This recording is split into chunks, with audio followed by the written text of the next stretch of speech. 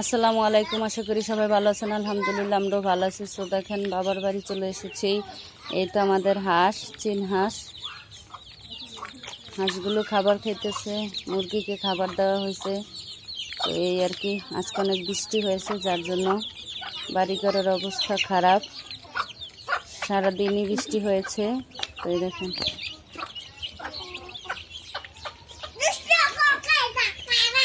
আর সাফিন তো সাফিনই।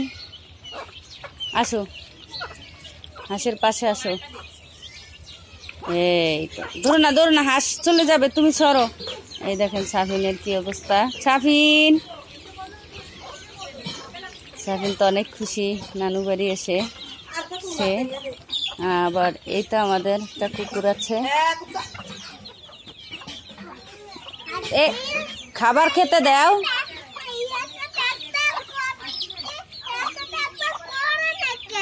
এগুলো এত প্যাক প্যাক করে না তো। করবে করবে সময় হলে। সাফিন তোমার বিড়াল কই? বিড়াল একটা কুকুর পালি, একটা বিড়াল। তো আর কি